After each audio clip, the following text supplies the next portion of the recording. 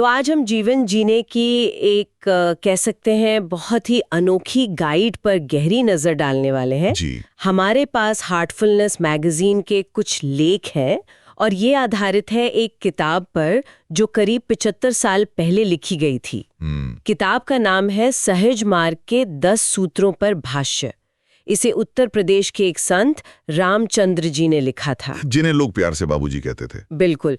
तो इन लेखों का जो मकसद है वो बाबूजी के दिए उन 10 सिद्धांतों को समझना है जो हमारी जिंदगी को मतलब पूरी तरह से बदल सकते हैं। और इसमें जो सबसे मजेदार बात है वो ये है कि ये एक 24 घंटे के साइकिल का पालन करते हैं। हाँ, सुबह उठने से लेकर रात को सोने तक। तो चलिए इस दिलचस्प सोच की गहराइयों में उतरते हैं। यहाँ सबसे फैसिनेटिंग बात यह है कि ये सिद्धांत किसी पुरानी किताब से नहीं लिए गए। अच्छा। बाबूजी का कहना था कि उन्होंने ये सच सीधे सुपर कॉन्शियस अवस्था में मतलब प्रत्यक्ष अनुभव से हासिल किए थे। सीधे अनुभव से। जी।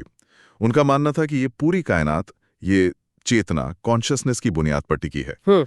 और इसी आधार पर उन्होंने चेतना के अलग अलग स्तरों का एक नक्शा भी तैयार किया था। एक नक्शा? किस तरह का नक्शा?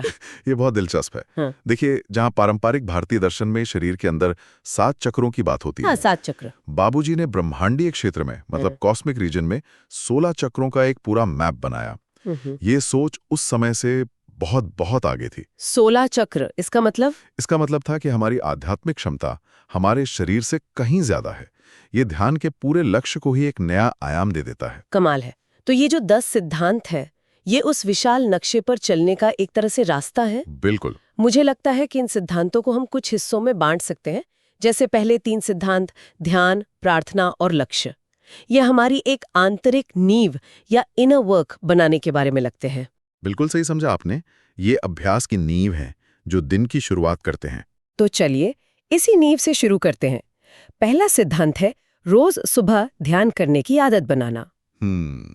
लेख में 4 चीजों पर जोर दिया गया है: समय, स्थान, आसन और पवित्रता। ये सुनने में तो सरल लगता है, पर क्या इसमें कोई गहरा मतलब भी है? बिल्कुल। ये सिर्फ नियम नहीं है, इनके पीछे पूरा विज्ञान है। जैसे समय, सूर्योदय से ठीक पहले। जी, ब्रह्म मुहूर्त।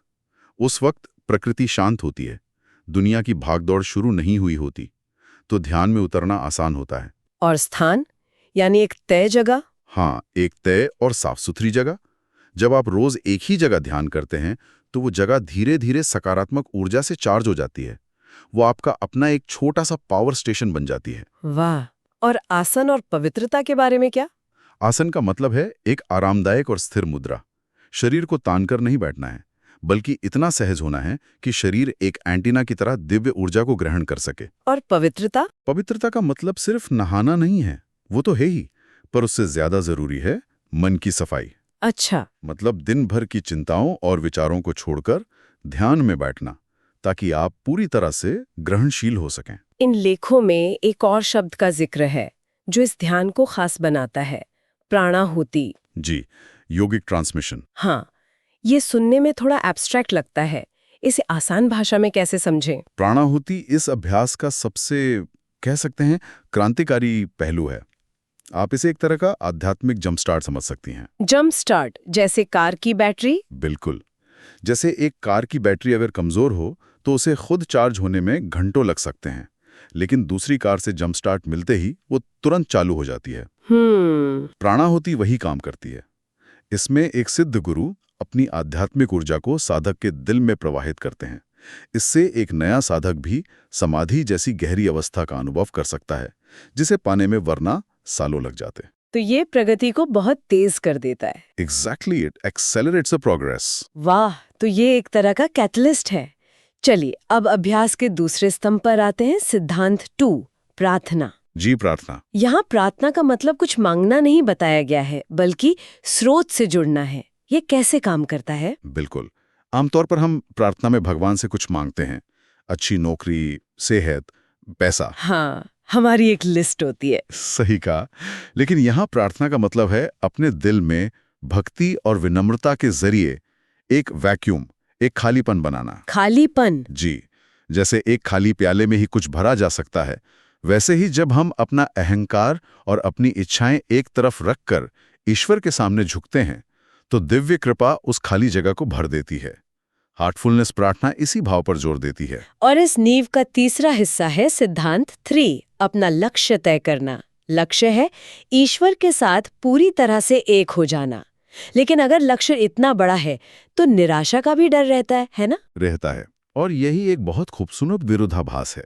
ये जीवन को एक दिशा देता है। इसमें 3 तरह के योग एक साथ काम करते हैं। 3 योग। ज्ञान योग यानी लक्ष्य को जानना, कर्म योग यानी उसे पाने के लिए रोज ध्यान का अभ्यास करना, और भक्ति योग, वो प्रेम और लगन जो इस यात्रा को ऊर्जा देती है। बिल्कुल। और जैसा कि गीता में कहा गया है, लक्ष्य तय करो लेकिन फल की चिंता मत करो। हम अपना काम पूरी लगन से करते हैं लेकिन नतीजा ईश्वर पर छोड़ देते हैं। इससे हम निराशा से बच जाते हैं और प्रक्रिया का आनंद ले पाते हैं। जी ठीक है, तो सुबह की ये तैयारी हो गई, ध्यान, प्रार्थना और एक स्पष्ट लक्ष्य।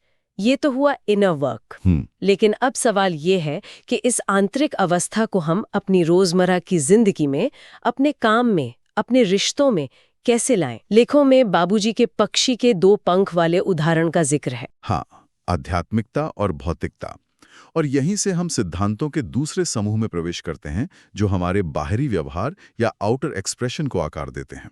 और वो शुरू होता है सिद्धांत 4 से। जी, सिद्धांत 4 कहता है, अपने जीवन को इतना सरल बनाओ कि वह प्रकृति के समान हो जाए। तो सादगी का मतलब सिर्फ कम सामान रखना या मिनिमलिज्म नहीं है जैसा हम आजकल सोचते हैं। नहीं, यहाँ बात मन की डीक्लटरिंग की हो रही है। मन की? एग्जैक्टली।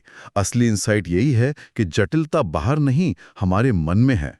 हम अहंकार, मान्यताएं, इच्छाओं की परतें बनाते जाते हैं, एक नेटवर्क की तरह। हाँ, बाबूजी के अनुसार सादगी उस आंतरिक ढांचे को गिराकर अपने मूल स्वभाव में वापस लौटने का एक क्रांतिकारी कदम है। ये कुछ नया बनने के बारे में नहीं है, बल्कि जो हम पहले से हैं उस सरल अवस्था में लौटने के बारे में है। और जब मन सरल होता है तो शायद सच्चा भी होता है। क्या इसी से अगला सिद्धांत जुड़ा है, सिद्धांत 5? बिल्कुल जुड़ा है। हमेशा सच बोलो और दुखों को ईश्वर का भेजा हुआ उपहार समझकर स्वीकार करो। इसका पहला हिस्सा तो समझ आता है, पर दुखों को उपहार समझना, ये तो बहुत मुश्किल है। मुश्किल है, लेकिन ये कर्म के सिद्धांत, जिसे भोग कहते हैं, उसकी गहरी समझ से आता है। भोग? लेख समझाते हैं कि ये दुख हमारे पुराने संस्कारों या कर्मों के छापों को धोने के लिए आते हैं। यहाँ डॉक्टर और कांटे का उदाहरण बिल्कुल फिट बैठता है। अच्छा। जब डॉक्टर हमारे पैर से कांटा निकालता है तो दर्द होता है, पर हम डॉक्टर पर गुस्सा नहीं होते, हम आभारी होते हैं क्योंकि वो हमें ठीक कर रहा है। सही बात है। ये सिद्धांत हमें जीवन के दुखों को उसी आभार के साथ देखने के लिए कहता है। तो आप कह रहे हैं कि जो इंसान मुझे दुख दे रहा है वो असल में स्रोत नहीं है, वो तो बस मेरे ही पुराने कर्मों का एक डिलीवरी मैकेनिज्म है। बिल्कुल, वो बस एक पोस्टमैन है जो आपकी ही लिखी हुई एक पुरानी चिट्ठी आपको वापस देने आया है। वाओ!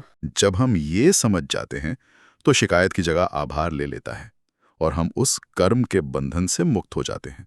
वाओ, ये तो पूरा नजरिया ही बदल देता है। ठीक है, तो खुद के दुख को स्वीकारना एक बात हुई, पर दूसरों के साथ हमारे रिश्ते कैसे होने चाहिए, खासकर उन लोगों के साथ जिनसे हम सहमत नहीं हैं? यह हमें सीधे सिद्धांत 6 पर लाता है।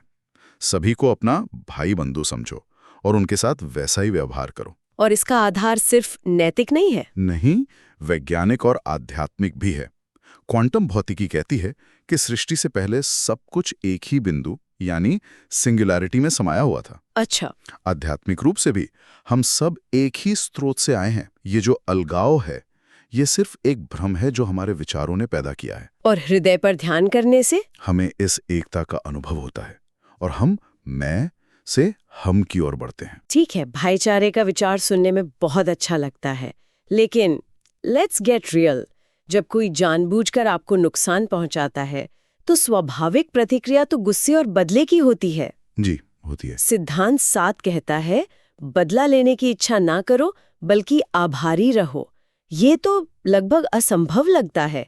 कोई ऐसा कैसे कर सकता है? आपका सवाल बिल्कुल जायज है और ये इस अभ्यास की सबसे बड़ी चुनौतियों में से एक है। बदला लेना एक कह सकते हैं पार्श्विक प्रवृत्ति है जो हमारे निचले ऊर्जा केंद्रों से जुड़ी है। और ये एक साइकिल बनाता है। हाँ, कभी ना खत्म होने वाला चक्र। मैं तुम्हें चोट पहुंचाऊं तो मुझे पहुंचाओ। एक विकसित प्रतिक्रिया ये समझना है कि जो हो रहा है वो हमारे ही किसी पिछले कर्म का नतीजा है। पर मुझे यहाँ एक बात पर आपत्ति है। अगर हम ये मान लें कि चोट पहुंचाने वाला सिर्फ एक पोस्टमैन है, तो क्या इससे उसे अपने कर्मों की जिम्मेदारी से छूट नहीं मिल जाती? ये सुनने में थोड़ा खतरनाक लग सकता है। ये एक बहुत जरूरी सवाल है और यहाँ फर्क समझना अहम है। ये सिद्धांत चोट सहने वाले की आध्यात्मिक उन्नति के लिए है, न कि चोट देने वाले को नैतिक या कानूनी तौर पर बरी करने के लिए। अच्छा। उसे अपने कर्मों का फल मिलेगा, लेकिन अगर आप बदला लेने के चक्र में फंस गई तो आप भी उसी निचले स्तर पर अटक जाएंगी। आभार उस चक्र को तोड़ देता है और आपको आजाद करता है। ये आपके लिए है, उसके लिए नहीं। ये बहुत बड़ा फर्क है। It's about your own freedom. ठीक है, तो ये लोगों के साथ हमारे रिश्ते की बात हुई। अब चीजों के साथ हमारे रिश्ते के बारे में क्या? यहाँ दिन का मध्य भाग, शायद लंच का समय आता है। जी। सिद्धांत 8 है, जो कुछ भी मिले उसे ईश्वर का ध्यान करते हुए खुशी खुशी खाओ, और ये ध्यान रखो कि कमाई ईमानदार और पवित्र हो। हाँ, ये हमारे संसाधनों के साथ हमारे रिश्ते को परिभाषित करता है। इसके 2 हिस्से हैं। पहला, भोजन। और जब हम ईश्वरीय भाव से आभार के साथ भोजन करते हैं तो भोजन में मौजूद प्राण या जीवन ऊर्जा सक्रिय हो जाती है। वही भोजन हमारे शरीर और मन को शुद्ध करता है। और दूसरा, कमाई का जरिया। हाँ, लेखों में साफ कहा गया है कि बेईमानी से कमाया गया पैसा अपने साथ नकारात्मक ऊर्जा लाता है, और वो सिर्फ हम पर नहीं, हमारे पूरे परिवार पर असर डालता है। पवित्र कमाई यानी पवित्र कमाई मन में शांति और घर में सकारात्मकता लाती है। ये तो बहुत गहरी बात है। मैंने एक साधक के बारे में पढ़ा था जिसने एक बहुत बड़ा लेकिन नैतिक रूप से संदिग्ध बिजनेस डील छोड़ दिया। उसने कहा कि उस पैसे से जो मिलता उससे कहीं ज्यादा कीमती वो शांति थी जो उसे अपने परिवार के साथ महसूस होती थी। ये एक पावरफुल कहानी है। तो हमने आंतरिक नींव देखी और फिर दुनिया के साथ व्यवहार के सिद्धांत भी।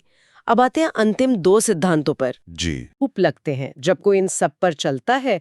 तो सिद्धांत 9 कहता है, अपने व्यवहार को इतना ऊंचा उठाओ कि दूसरों के मन में आपके लिए प्रेम और श्रद्धा जागे। जी। क्या ये एक तरह का दिखावा नहीं है? नहीं, बिल्कुल नहीं। ये पिछले सभी सिद्धांतों का स्वाभाविक परिणाम है। Natural outcome. जी। ये उदाहरण के द्वारा नेतृत्व करना है। जब आपका आंतरिक परिवर्तन सच्चा होता है तो वो आपके बाहरी व्यवहार यानी व्यवहार में अपने आप झलकता है। ये बनावटी नहीं होता। जैसे सूरज। बिल्कुल। जैसे सूरज ये सोचकर नहीं चमकता कि सबको रोशनी देनी है, वो बस चमकता है और सबको रोशनी मिल जाती है। या जैसे पेड़ बिना भेदभाव के सबको छाया देता है, वैसे ही हमारा व्यवहार भी सहज और निस्वार्थ हो जाता है। ये लक्ष्य बहुत ऊंचा है और इस रास्ते पर चलते हुए गलतियां तो होंगी ही, स्वाभाविक है। यहीं पर शायद अंतिम सिद्धांत काम आता है जो इस 24 घंटे के चक्र को पूरा करता है। जी। सिद्धांत 10, सोते समय ईश्वर की उपस्थिति को महसूस करते हुए अनजाने में हुई गलतियों के लिए पछतावा करो। जी। ये निरंतर सुधार का अभ्यास है। इसे सोने से ठीक पहले किया जाता है, जब हमारा चेतन मन शांत हो रहा होता है और अचेतन मन ज्यादा ग्रहणशील होता है। और इसका मकसद अपराध बोध नहीं है। नहीं, गिल्ट ट्रिप के बारे में नहीं है। ये आत्म करुणा यानी सेल्फ कंपैशन के बारे में है। अच्छा। इसके 5 चरण हैं। गलती को पहचानना, जिम्मेदारी लेना, दिल से पछतावा महसूस करना, क्षमा मांगना और उसे ना दोहराने का संकल्प लेना। और ये हमें अगले दिन के लिए तैयार करता है। हाँ, ये अभ्यास हमारे अहंकार को धीरे धीरे मिटाता है और हमें अगले दिन के लिए एक साफ स्लेट के साथ तैयार करता है। इस तरह ये 24 घंटे का चक्र पूरा होता है। तो इन 10 सिद्धांतों के इस सफर का सार ये है कि ये जीवन जीने का एक पूरा सिस्टम है। बिल्कुल। एक 24 घंटे का साइकिल जो सुबह के आंतरिक अभ्यास से शुरू होता है, दिन में हमारे व्यवहार में झलकता है और रात में आत्म सुधार के साथ पूरा होता है। ये सब कुछ कवर करता है। जी। पर ये सब सुनकर कोई श्रोता थोड़ा ओवरवेल्म्ड भी महसूस कर सकता है। 10 सिद्धांत जो ध्यान से लेकर कमाई तक सब कुछ छूते हैं। हम हो सकता है। अगर किसी को आज से ही शुरुआत करनी हो तो आप कहेंगे कि गेटवे सिद्धांत कौन सा है, कहाँ से शुरू करें? बहुत अच्छा सवाल है। मेरे हिसाब से 2 शुरुआती बिंदु हो सकते हैं। अच्छा। एक है सुबह का ध्यान, भले ही सिर्फ 15 मिनट के लिए, वो दिन के लिए टोन सेट करता है। और दूसरा है रात का 10वां सिद्धांत, सोने से पहले का चिंतन। रात का चिंतन। हाँ, ये सबसे सरल है और इसके लिए किसी खास तैयारी की जरूरत नहीं है। ये 2 अभ्यास ही धीरे धीरे बाकी सिद्धांतों के लिए दरवाजा खोल देंगे। तो ये एक बहुत ही प्रैक्टिकल सलाह है। बिल्कुल। और इन स्रोतों में एक बहुत गहरी बात कही गई है कि हम आध्यात्मिक प्राणी हैं जो मानव रूप में जाग रहे हैं और पूरी तरह से इंसान बनना सीख रहे हैं। इसी पर मैं एक विचार छोड़ना चाहूंगा। ये गाइड हमें अपने अंतिम संस्करण की कल्पना करने के लिए कहती है, जैसे कोई सॉफ्टवेयर अपडेट होता है, U 2.0, एक बेहतर वर्जन। जी। तो सुनने वालों के लिए सवाल यह है कि उनका अंतिम संस्करण कैसा दिखेगा, वो कैसा सोचेगा, कैसा व्यवहार करेगा, और इन 10 सिद्धांतों में से वो कौन सा एक छोटा सा कदम है जो आज उस दिशा में उठाया जा सकता है।